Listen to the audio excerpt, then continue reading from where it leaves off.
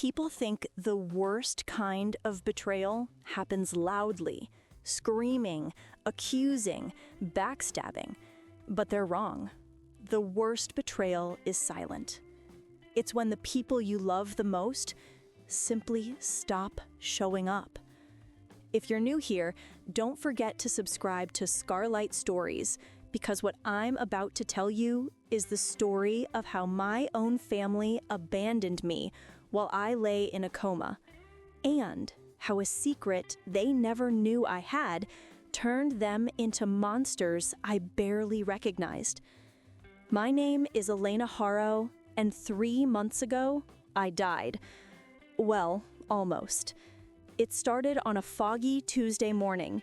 I remember grabbing my purse, locking the door of my downtown apartment, and stepping into the crosswalk on East Harbor Street. I had a coffee in both hands, one for me, one for my assistant, Megan, and I was thinking about a meeting I had in 40 minutes. Then I heard it. Screeching tires, a horn, a shout. I turned my head, and everything went black. The next time my consciousness surfaced, I wasn't in my body. I was floating above it. Above the hospital bed, above the beeping machines, above the frantic doctors who kept saying phrases like, "She's not responding," "Severe trauma," "Prepare for coma." I screamed, but no sound came out. I tried to reach for them, but my hands passed straight through their bodies, and then I sank back into darkness. They tell you comas are empty. They are not. They're like drowning inside your own skull, screaming underwater while the world above you keeps spinning like you never existed. Sometimes I heard voices, sometimes I heard crying, sometimes footsteps, and sometimes nothing. Absolutely nothing. But even submerged in that deep, suffocating void, I always waited for one thing: my family, my parents, my brother, my sister, someone, anyone, the people who always claimed they loved me, the people I supported financially more than they ever knew, the people who would come running if I broke a nail, never mind my entire body. Surely they'd be there. Surely they'd sit by my bedside, hold my hand, talk to me, tell me to wake up. Right? Wrong. Days passed, then weeks, then months, but no familiar voices came. No warm hands squeezed mine. No soft whispers said, "Elena, we're here. Come back to us." They were gone, completely gone, and I knew it. The human brain keeps strange traces of awareness, fragments of sound, flashes of memory. And somewhere in that swirling fog of half-consciousness, I realized I hadn't heard a single Harrow voice in the room. Not one. At first, I made excuses for them. They must not know. They must be out of town. They must be dealing with something urgent. But then, there was a day when I heard the nurses talking while they adjusted my IV. Poor thing. Still no visitors. Not one, the other whispered. Not a single family member. It's been 7 weeks. 7 weeks. My heart, trapped inside a paralyzed body, shattered into 1,000 pieces. They had abandoned me, not figuratively, literally, physically. They left me alone in a hospital bed, fighting for my life. But here's where the universe became interesting. I didn't know it at the time, not from the inside of unconsciousness, but something else was happening on the outside. A secret I kept from everyone. A secret my family never bothered to ask about. A secret that was about to explode into the open in the most shocking way. And it started with one nurse. Her name was Ava, and she was the only person who ever talked to me like I could hear her.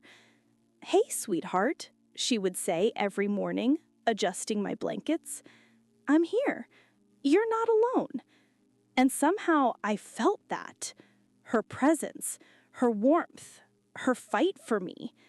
But one day, as she pulled up a chair to trim my nails, she sighed.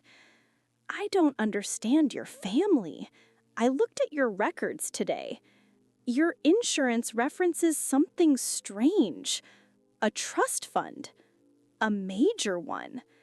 I felt her hand pause against mine. "Elena, what were you mixed up in?" She wasn't accusing me.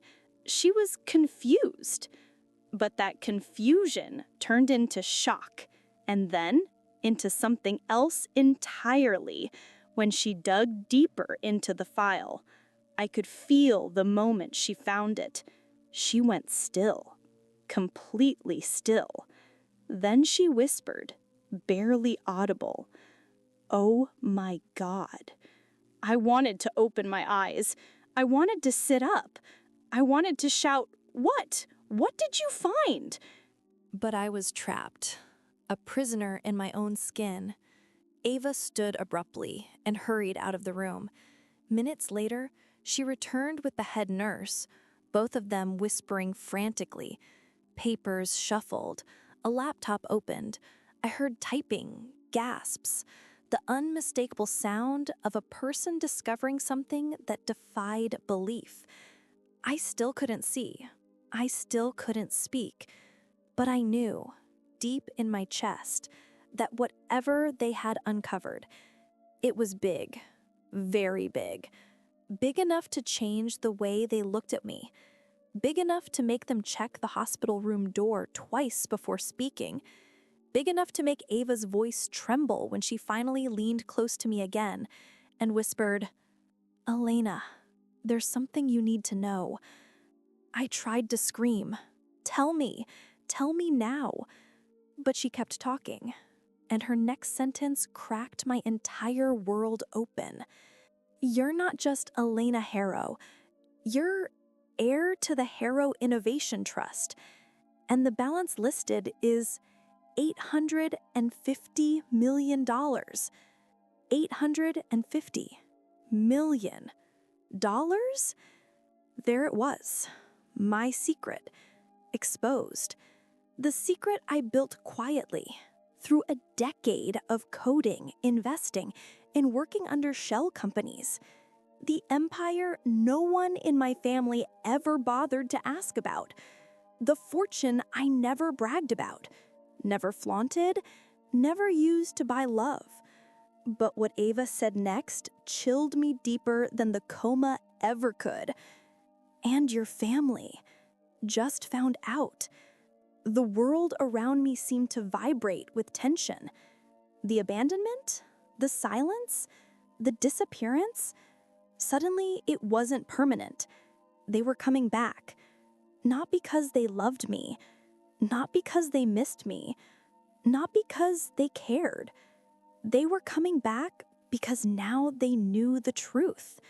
And when they walked into my hospital room 10 hours later, whispering fake tears and forced affection, I knew I was in more danger awake than I ever was unconscious. Because they weren't there to comfort me. They were there to control me. And the moment I woke up, their plan began. If waking up in a coma felt like drowning from the inside, then hearing my family's voices return after 2 months of silence felt like rising toward the surface, only to realize the people waiting for you are holding knives. I couldn't move, couldn't open my eyes, couldn't speak, but I heard them. Every whisper, every lie, every disgusting performance of love they believed would fool the nurses. The door creaked open, and then, "Oh my God, Mom, look at her, my poor sister." My sister Jenna's voice, high-pitched, dramatic, the same tone she used when she wanted someone to feel sorry for her. Footsteps, heels clicking, perfume clouding the air. "She looks terrible," my mother sniffed. "Absolutely terrible. If only we had known sooner." If only we had known sooner? They knew since day one. The hospital called them. The police notified them. The insurance listed their numbers. But now that they knew about the trust, suddenly they raced back into my life like their absence was an administrative mistake. Then I heard him, my brother, Marcus, mock sad sigh, forced heaviness in his voice. "We'll have to take responsibility now. She needs family around her." I wanted to scream. Where were you when I begged internally through every silent day? Where were you when Ava was the only person who talked to me like I mattered? Where were you when I needed you? Marcus stepped closer. I could sense his presence like a cold shadow leaning over my body. "So the lawyer will visit tomorrow?" he asked. "Tomorrow morning," Jenna whispered back. "We signed the request." Signed the request? My mind lit on fire. Why would they need a lawyer? Why would they sign anything? Then my mother spoke, and her words sliced like a blade.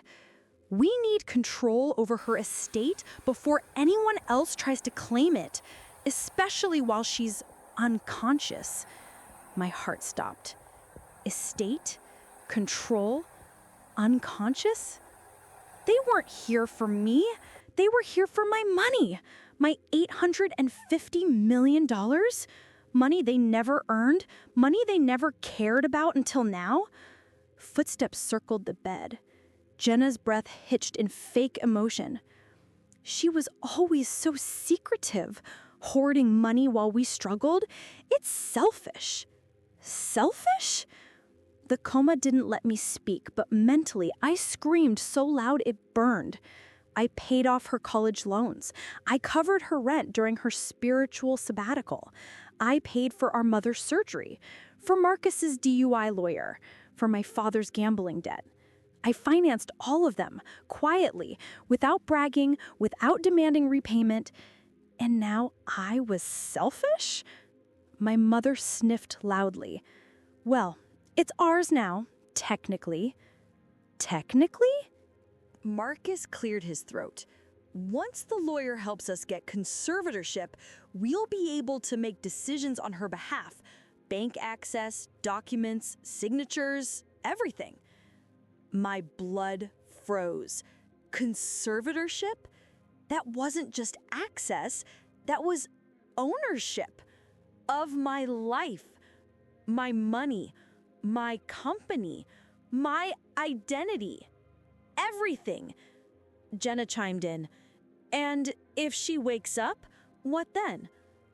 My mother responded without hesitation. "Then they'll tell her we saved her life. She won't question anything." "Saved me?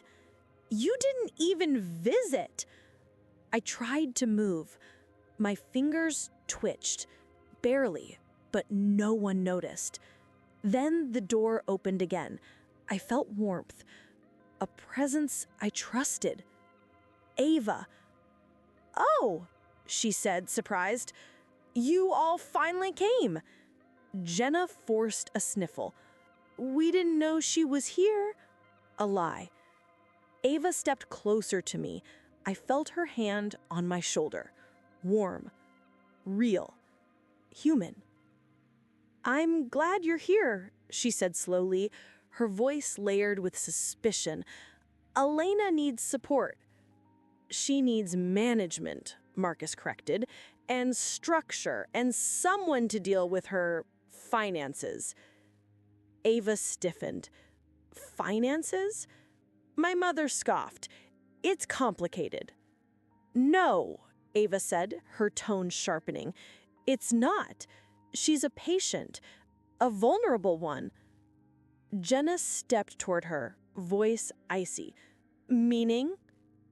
Ava hesitated. Then she said the words I had no idea were true until that moment. "Actually, Elena moved her primary medical decision power to her attorney last year. Silence. Dead. Cold. Terrifying. What? Marcus snapped. Ava continued carefully. She signed a directive. She's under legal protection. Nothing can be changed without the attorney's approval. My body tingled. The good kind. I remembered, barely. A year ago, I updated my will and medical directives. After a colleague's sudden passing, I named my attorney, not my family, as the person in charge if anything happened to me. My mother's voice cracked with fury. You mean we have no authority? Correct. Jenna practically hissed. This is ridiculous. We are her family. You abandoned her, Ava said bluntly. The air tightened. Even unconscious, I felt the silence thicken with ugly, furious shame. Marcus muttered darkly, "We'll see about that." They stayed another hour, but the tone changed. The fake sympathy evaporated. The fake sadness vanished. Now they whispered in corners, plotted, complained, argued. Not about me, about my money, about what they deserved, about what was rightfully theirs, about how to work around legal constraints. But their final words before leaving chilled me. Marcus's voice low and dangerous. "If she won't sign anything when she wakes up, then we'll make it look like she already did." The door closed, and for the first time in my coma, I felt something new. Not pain, not fear, not despair. Rage. Rage woke something in me. Something powerful. Something that refused to die. Because I wasn't just Elena Harrow anymore. I was the woman they thought they could exploit. The woman they thought they could control. The woman with an empire they assumed she couldn't protect. But they forgot one thing. Money doesn't make you powerful. But motives? Motives make you dangerous. And mine were shifting from survival to war. People think a coma is silence. It isn't. It's noise. Endless noise trapped behind a wall you can't break. Voices bleed through the fog, footsteps thrum like distant drum beats, machines hum like the world's coldest lullaby. And inside all that noise, you're trapped with one thing: your mind, your memories, your anger, your fear. I used to drift between those things like a ghost. But after hearing my family plotting to seize my $850 million empire, something inside me snapped awake. My family had never been kind. But this was dehumanizing. This was cruel. This was who they truly were. Then the door opened. A confident voice filled the room. "I'd appreciate if you didn't speak about my client like she's an object." My attorney, Harper Vale, sharp, calm, deadly. The room thickened with tension. My mother feigned shock. "Oh, Ms. Vale, thank heavens you're here. We were just trying to orchestrate an illegal conservatorship," Harper cut in coolly. Marcus froze. Jenna's mouth fell open. My mother paled. Harper stepped beside my bed. I felt her presence like a shield slamming into place. She rested a hand on the rail gently. "Elena," she whispered, voice softening, "I'm here now." Something warm surged inside me. Recognition. Safety. Power. Marcus cleared his throat. "We're simply trying to help her. She needs family." Harper turned slowly. "Funny, because hospital logs show you haven't visited once in 2 months." Janice stammered. "Well, we didn't know she was here." "She listed you as emergency contacts. The hospital called you the day of her accident." Silence. Then Harper delivered the blow. "You ignored the calls. All of them." My mother sputtered. "We were overwhelmed. We had things happening." Harper smiled without warmth. "And yet you miraculously appeared the moment her financial trust was flagged for review." Dead. Silence. She opened her folder. Let's clarify a few things.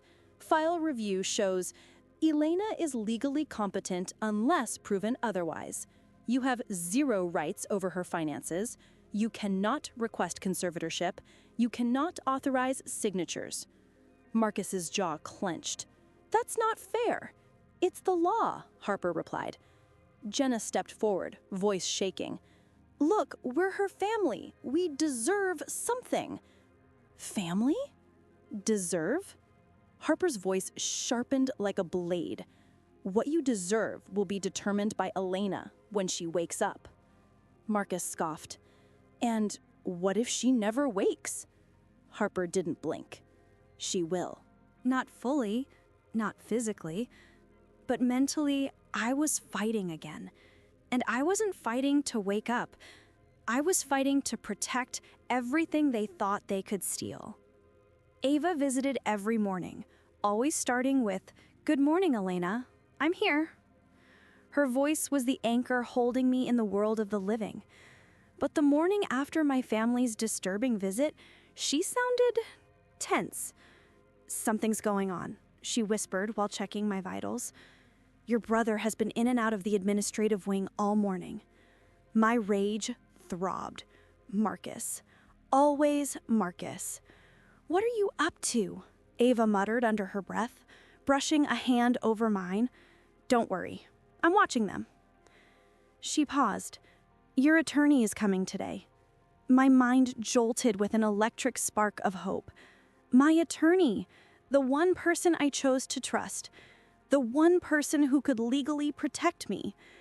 Just hearing that name in the haze of my coma lifted something inside me, because if she was coming, my family's little plan was about to fall apart beautifully. Around noon, I felt a shift in the room temperature, a presence sharper, colder, more calculating.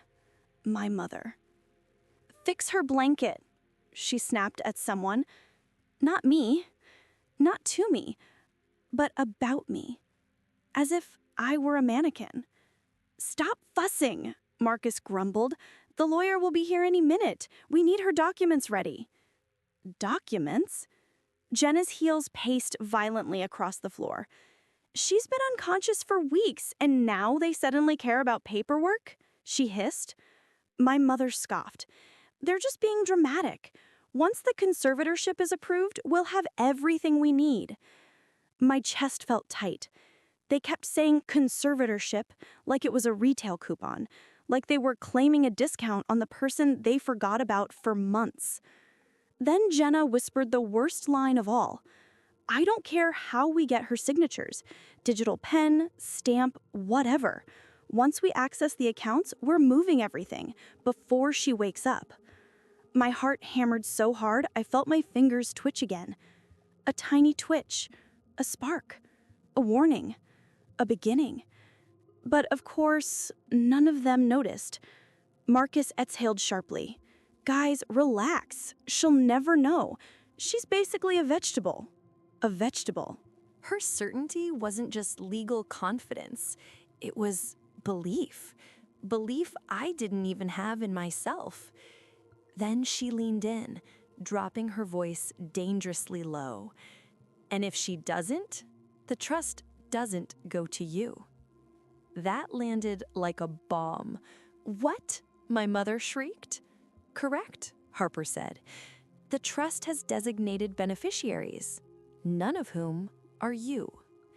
I would have smirked if my body obeyed me. Shock rippled across the room. Jenna stepped back so fast she hit a chair. Marcus swore under his breath. "You're lying," he snapped. Harper raised a brow. "I drafted the documents." My family's greed evaporated into panic. Realization sank in. They abandoned me. They returned too late, and they were cut out completely. I felt joy. Actual joy. Even trapped in that motionless body, I felt triumph, like a spark of electricity racing through my nerves. Harper continued, voice cool and lethal. So unless you want to face fraud charges, I suggest you leave. Now. My mother tried one last pathetic attempt. We just want what's best for her. You want what's best for yourselves, and that ends today."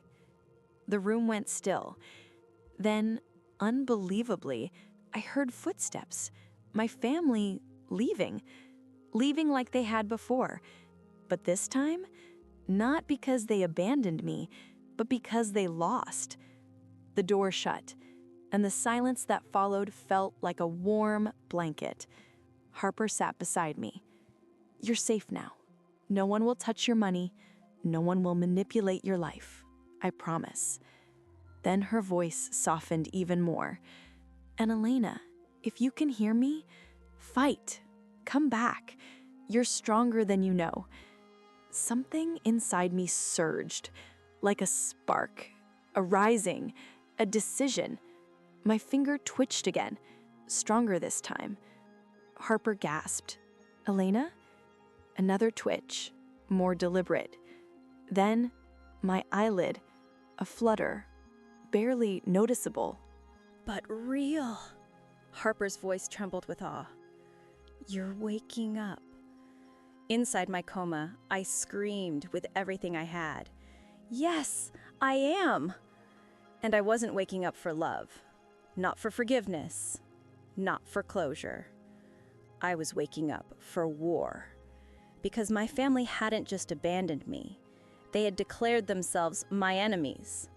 And the moment my eyes opened, they were going to regret ever coming back. Waking up from a coma isn't like in the movies. You don't gasp dramatically. You don't bolt upright. You don't whisper, "Where am I?" in perfect clarity. No. Waking up feels like clawing your way through cement, like breaking through layers of darkness with fingertips that barely remember how to move. But after weeks of battling inside my own skull, I finally rose. It began with the smallest thing. Light. A thin smear of it across my vision, blurry, burning, barely real. Then a sound, a voice I recognized instantly. "Come on, Elena, you can do it." Harper. Her tone was steady, hopeful, the kind of voice that pulls you back into the world even when your body isn't sure it wants to return. I tried again. My eyelids fluttered, then lifted, just a sliver. Light stabbed my vision, and my brain throbbed, but I was awake. More awake than I'd been in months. "Elena!" Harper breathed. Her face came into view, first a blur, then a shape, then the sharp definition I remembered. Tears glistened in her eyes. "You're back," she whispered. I tried to speak, but my throat seized. Tubes, dryness, weak muscles. A nurse rushed in immediately, followed by another. "Miss Harrow! Elena, can you hear me?" I blinked twice, the signal they asked for. The room burst into quiet panic. Machines beeped faster, hands moved around me, lights brightened. Harper squeezed my hand. "I knew you'd come back," she whispered. Inside, I wanted to laugh, cry, scream, tell her everything.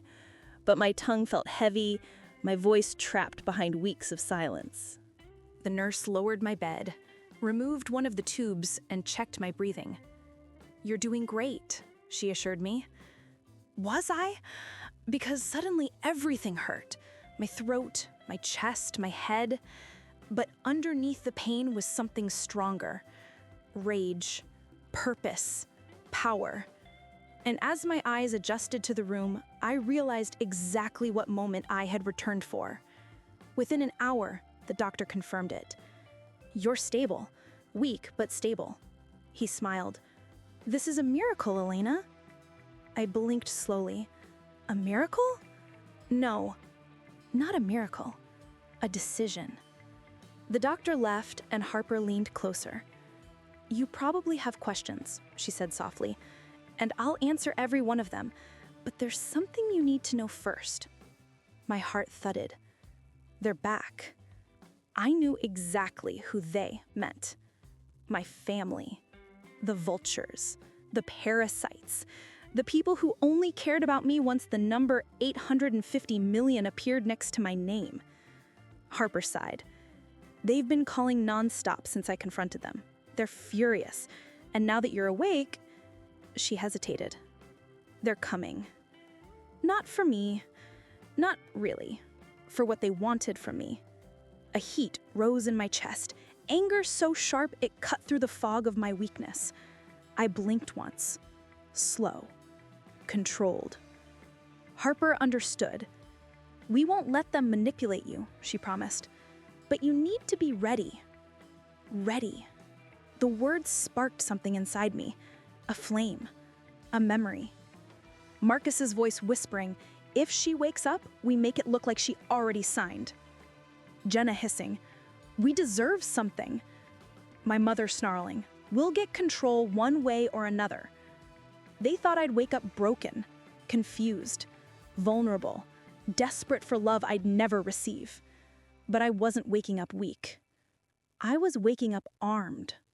That afternoon, the hallways suddenly echoed with frantic footsteps, loud voices, shrill tones, a familiar storm. My family. I didn't need to see them to know it was them. The energy shifted from calm to toxic in seconds. The door flew open. "Oh my God!" Jenna shrieked. "She's awake!" She rushed toward me like we were best friends, arms out, fake tears already smeared below her eyes. But Harper stepped between us like a wall. Back up. Her voice was ice. Jenna froze. Marcus pushed in next, dressed like he came straight from a failed business pitch, suit wrinkled, tie crooked, panic flashing behind his eyes. "She's conscious," he muttered, like it was an inconvenience. My mother walked in last, slow, calculating, studying me like a puzzle she needed to solve in order to win. "Oh, sweetheart," she said in a smooth, practiced tone, "we've been so worried." Worried? Where was this worry the past 2 months? Where were the flowers, the bedside vigils, the midnight prayers? Where were they when I lay dying? I blinked once, deliberately, and Harper spoke for me. "She's not ready for company." Marcus scoffed. "She's not a prisoner." "She is my client," Harper corrected sharply, "and she will not be ambushed in her hospital bed." Jenna's voice snapped like a twig under pressure. "We're her family." Harper lifted the folder in her hand, the legal documents, and according to her will, her directives, and her trust, that means absolutely nothing. Marcus's face twisted. "That's ridiculous." My mother tried to push past Harper. "Elena needs us." Harper didn't move an inch. "No," she said calmly. "Elena needs protection from you." Silence. Thick, charged, hostile. Marcus's jaw clenched. "Well," he hissed, "she'll talk to us herself." He stepped toward the bed, and I let him. He leaned over me, eyes cold. "Hey, sis. Glad you're awake." His breath smelled like desperation. His smile didn't reach his eyes. "You're going to fix this for us, right?" "Fix this?" Fix what? I blinked slowly, then again, then a third time. Harper caught the signal instantly. She stepped forward. "You heard her. She doesn't want to see you." "What?"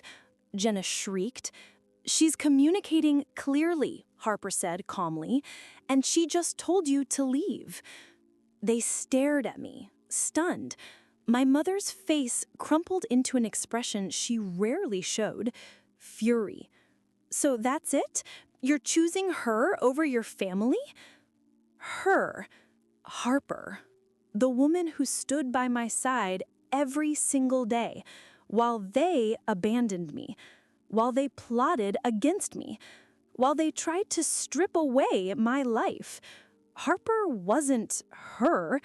Harper was family in every way that mattered. I blinked again. Harper smiled faintly. "She understands," Harper said calmly. "More than you think." Marcus slammed his hand against the bedrail. "This isn't over." Jenna's voice rose an octave. "You owe us." Harper cut in sharply. "She owes you nothing." My mother hissed, "You'll regret this, Elena." But they didn't understand the truth. I wasn't afraid of them anymore. I wasn't fragile. I wasn't broken. I wasn't alone. I was awake. And the war they started, I was ready to finish it. The door slammed shut as they stormed out. Harper sat beside me, her voice soft again. "You did amazing." I tried to move my hand, just enough, just a little. My fingers brushed hers. Her eyes softened. "You're stronger than all of them combined," she whispered. "And tomorrow, we take the next step. Tomorrow, the final strike, the retaliation, the moment they would learn exactly who they tried to steal from." Because I wasn't just Elena Harrow anymore. I was the woman who survived them. And by the time I finished, they would wish I never woke up. Strength doesn't come back all at once. It comes in tiny victories. The first time your fingers close around a cup. The first time you lift your head without feeling dizzy. The first time you stand on legs that feel like someone else's. But the moment I could speak again, that was when everything changed. My voice was a broken whisper at first, raspy, fragile, uneven, but it was mine, and I wasn't going to waste it. It took 6 more days before I was stable enough to have visitors again. Harper stayed by my side through every physical therapy session, every test, every quiet moment where I grieved the version of myself that existed before the coma. But she also helped me rebuild the version of myself that came after. The stronger version, the sharper version, the version who understood exactly what my family had planned, the version who was ready to fight. Finally, the doctors cleared me for a conversation. One short, controlled visit. Ava stood protectively by the door as they entered. Marcus first, then Jenna, then my mother, eyes cold and calculating. They expected weakness, tears, gratitude. What they got instead? Me. Fully awake, fully aware, fully ready. My voice cracked when I said my first words to them, but the strength behind them was unmistakable. "Sit down." They froze. Marcus scoffed. "Wow, she's..."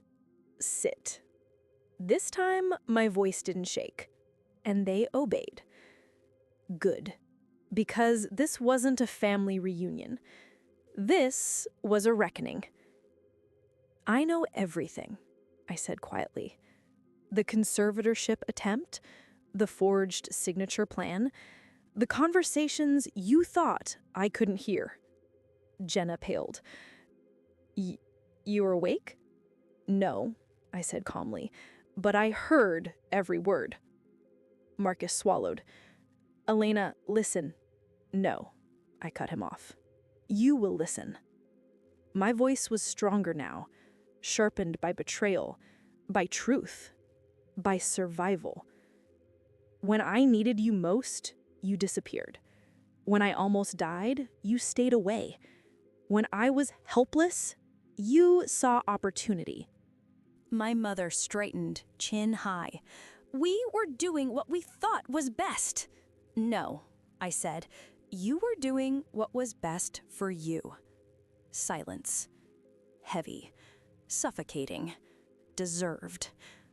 Harper stepped beside my bed, a quiet pillar of strength. I nodded to her. It was time. Elena has something to share, Harper said, placing a folder gently on my lap. About the trust. Marcus leaned forward hungrily. Finally, the thing they were really here for. But I didn't open the trust file. I opened a different folder. A much worse one. The Harrow Family Financial Review, I read aloud. Jenna frowned. What is that? Oh, just a collection, Harper said sweetly, of all the debts I've covered over the years. One by one, she pulled out receipts. Marcus's DUI legal fees, my mother's cosmetic procedures, Jenna's abandoned business ventures, my father's gambling rehabilitation payments, tens of thousands, hundreds of thousands. Silence thickened as reality dawned on them. You drained me long before you tried to steal from me, I said, and I let you because I loved you. My eyes hardened. But what you did while I was unconscious, that wasn't need. That was greed. Jenna's eyes filled with tears. Elena, we didn't know. You knew exactly what you were doing. I closed the folder. And now you will face consequences. Marcus laughed. Consequences? What are you going to do? Cut us off? No, I said calmly. My mother smirked. I knew you wouldn't. I'm pressing charges. The smirk vanished.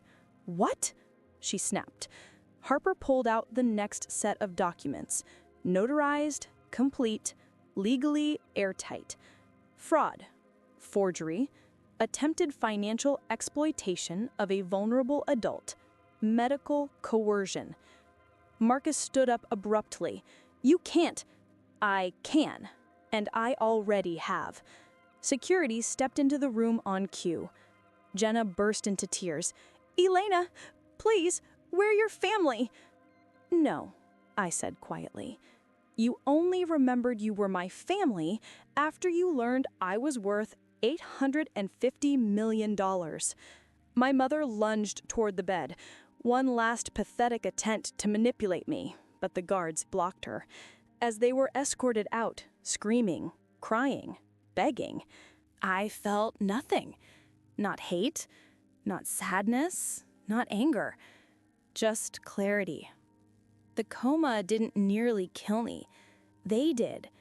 And now, they would never get another chance. Later that night, Harper sat beside me, handing me a warm cup of broth. You did it, she said gently. It's over. I stared at the steam rising from the cup. No, I whispered. It's just beginning. She looked at me carefully. Meaning? I smiled softly. The trust isn't staying at $850 million. She raised an eyebrow. Oh, it's growing, I said. I'm expanding the foundation, redirecting every cent that would have gone to them into programs for patients like me, coma survivors, medical orphans, people abandoned by family. Her eyes softened. Elena, that's beautiful. No, I corrected gently. It's justice. I looked out the window, the city lights flickering like tiny stars. I spent my whole life giving quietly. Now, I'm going to give loudly. A tear slipped down Harper's cheek. She squeezed my hand. You deserve a better family than the one you got. I have one, I whispered. Right here. Her eyes glistened, and I realized something else. Something deep, terrifying, wonderful. I wasn't alone anymore. Not the way I had been. Not the way my family made me feel. I had new people. Real people who cared. Ava, Harper, the nurses, the doctors. People who stayed when I was silent. People who showed up when I was powerless. People who chose me even when I couldn't choose them back. That was family. That was wealth. The $850 million was just the tool I'd use to protect everything and everyone who deserved it. My real life began not when I woke up, but when I realized who I didn't need to go back to and who I would build everything new with. Because I didn't survive a coma. I rose from it, strong, clear, unstoppable. And the world was about to learn exactly what that meant.